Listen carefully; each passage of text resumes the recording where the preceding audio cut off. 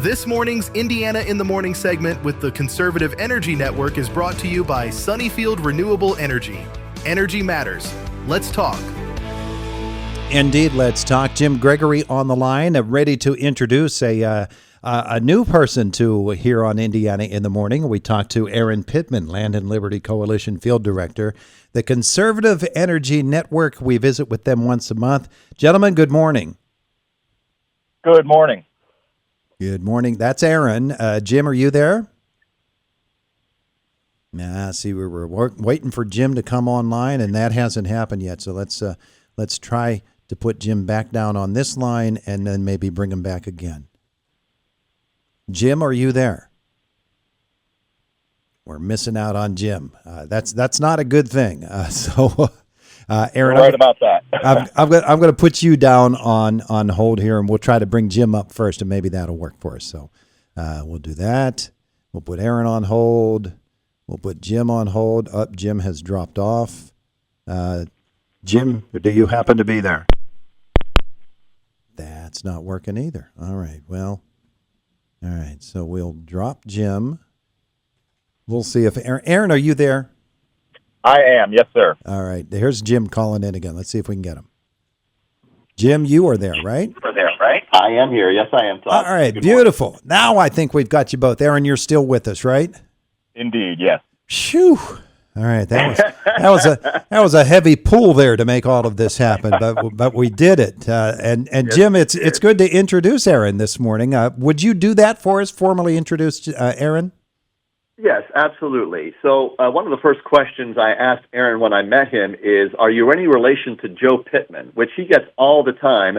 Of course, all of your listeners would recognize the name Joe Pittman as I am talking about Aaron Pittman, our new hire, leading as our field representative for Land and Liberty Coalition in Pennsylvania. And Aaron informed me that he gets that asked all the time, and that Senator Pittman, your Senate Majority Leader, recognizes that there is no relation, but I think they have a good relationship between them, and that's all that really matters. And so Aaron comes to us with a great background in field coordinating of grassroots opportunities and events and campaigns and government administration. So he has a wealth of ability and knowledge and relationships, and that's really what anyone that comes to the table on this issue when it comes to energy, we really are just trying to build relationships and build trust in the issue of energy. And here's the one thing that I recognize about Aaron, and it has nothing to do with his resume. The ability to let folks know that we are here to educate, but we're also here to listen, to understand, to accept, and to allow folks to be heard and seen in communities where we're discussing renewable energy, supporting all of the below, but advocating for all of the above. And what Aaron is able to do is let those folks in communities know that we aren't here as the experts on their community. We're here to let them know that their community can flourish and benefit from the education and the knowledge that we bring. Aaron, as you heard that explanation, what are some of the hopes and the dreams and the goals that you hope to accomplish with this position? Yeah, thanks for the question. Ideally, we would have a coalition that we can call upon, to mobilize when there are things going on in communities, and also to make sure that we get their input. Really, as Jim said, we're not going in there to tell everybody that we know what's best. We're going in there to ensure that their voices are heard, and that what they would like to see in their communities is happening, while still being open for business for some of these developments that are going to ensure that when the lights turn on, when the light switch is flipped, the lights will turn on and at an affordable price as well. Well, one of the great things about Indiana County's history, of course, it used to be coal is king. And coal remains very much a big part of the picture for energy here in Indiana County and all across Pennsylvania. But so does gas. So does, I guess, basically everything that you can pull up out of the ground. But Jim even mentioned it a couple of moments ago. We're concerned about what's in the air as well. And what's in the air is solar and wind and renewables. And it's all part of one big puzzle that we hope all comes together, right? That's correct. Yes, sir. Yeah, what we're advocating for is the incorporation of those technologies into our, into Pennsylvania's energy portfolio. as Jim said, we are, all the above. So we understand that those things are important and necessary for our energy production and capabilities, but we are also advocating for, incorporating some of those regenerative and alternative energies in as well, not in the least because they are some of the most affordable and fastest way energy production means to come online, which will really help with some of the issues that we've been having, with, the PJM and a lot of the things that are going on there. So, it's a really exciting opportunity right now, especially in Indiana and Armstrong counties. There's a lot of opportunities, a lot of, great sentiments that we've found. We were actually at the County Commissioners Association meeting this week, where we had the opportunity to talk to a few of the commissioners from Indiana and Armstrong counties. Yeah, Jim, of course, to echo those thoughts and strengthen them a little bit, it really is essential, especially with the energy developments of the last 4 or 5 months around Indiana County, that this whole thing comes together and we consider every little drop of energy that we can get, no matter where it comes from. We do, and the data center campus that is coming to Homer Center is going to be much talked about, and there's going to be folks who are scared about it and how it's going to affect their rates, how it's going to affect their tax base. Fear is a big motivating factor for people, but until the pain overcomes the fear, people aren't going to act necessarily in favor of something that they're afraid of. And the pain that people are feeling right now in their pocketbooks as the PJM increases the rates that we're having to pay, and what data centers are going to do from a behind-the-meter aspect of the energy that's available, the pain is coming for people, and that's actually scaring them as well.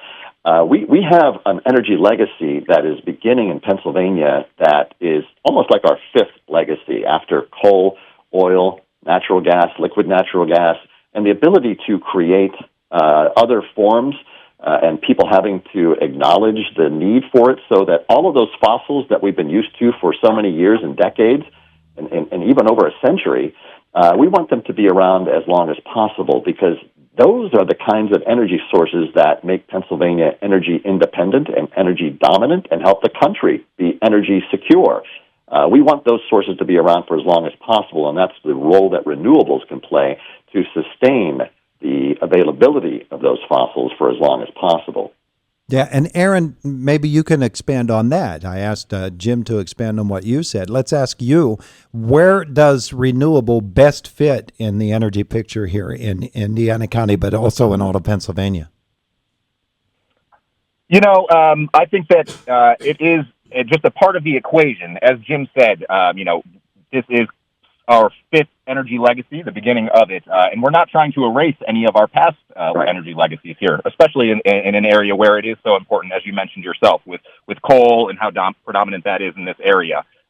We are just looking for places where, we can find land where it makes sense to have those things and to make sure that we can incorporate that in, again, because we just want to ensure that there are enough electrons and that Pennsylvania remains energy independent and assist with America's energy dominance. So to help renewables grow in Indiana and Armstrong counties, what's the strategy? What has to happen next? What do you hope happens very quickly? Sure, Todd. I think recognizing the contributions that your county government is already making to renewables for your new county conservation district office just over in Armstrong County to put solar on the roof of that new building. For there to be a plan for solar to be a part of the equation in Homer Center. People are recognizing there's a place for it and there's a need for it, and because it is cheaper and it is faster to market, that recognition by the leaders of your government in Indiana and Armstrong counties, the very home of your listening base, that's very important. I think our biggest goal and challenge is to make sure that folks who find themselves to be very conservative in their beliefs and their values, that it is okay to also say that you are willing to acknowledge the need for renewable energy sources. There is a place for you, and we're the folks that are trying to create that space. There are a ton of issues, of course, that folks are paying attention to in the energy sector right now, especially with the Homer City project that is going on. I know that you're great advocates of local voters having their voices heard, the folks who are actually paying the property taxes, making sure that they are represented as well. How can folks best have input in the energy picture here in Indiana County, especially in terms of renewables? Aaron, that's right up your alley. Sure, yeah. I mean, honestly, getting involved, if you'd like to visit our website, there is a sign-up form there where you can join our coalition. We can reach out to you then, keep you up to date, and advocate, and show ways that you can get involved, whether that be attending a public meeting, things along those lines. That's really the best way, is just making sure that your voice gets heard, I think is the best way to accomplish that. Does Pennsylvania have the formula right so far in energy? I'll jump in there. Todd, Pennsylvania at the state level, which is where that's my sandbox, the former House of Representative member. Right now, with the budget impasse that we find ourselves in, energy has taken a bit of a back seat on the discussion table, which is unfortunate, but it's a one-day-at-a-time process. And as we approach the end of summer here, and hopefully we get a budget passed as soon as possible, we can start returning to the conversation of the importance of energy. And right now, the governor's plan for the Lightning Plan is not getting a lot of support on Republican side of the aisle, and it's understandable. And until Reggie is decided at the state Supreme Court, Senator Pittman has indicated nothing energy-wise is going to move until that happens. So right now, we aren't exactly getting it right. It's not that we're getting it wrong.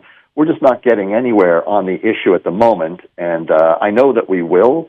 I know our leaders find it to be very important, and it's a very high priority. It's just a matter of timing, and I believe that timing is coming. So we are waiting for the courts to make their decision, and then the state's reaction to whatever that decision is going to be key. Aaron, you mentioned the website. Give that again for folks who want to log on and find out what the Conservative Energy Coalition is all about. Sure, that's the Land and Liberty Coalition. And there are specific pages for each state. We've got the Pennsylvania page there. Again, you can go in, put your name, email address, and we request your county as well, so we know what information is more pertinent to you. We'll also be at the Indiana County Fair. We've got a table there if anybody would like to come out and have a conversation, learn a little bit more about what we're doing and how they may be able to get involved. And the fair is just getting ready to go. Gentlemen, thanks so much for the visit today. Appreciate it. Thank you, Todd. Thank you.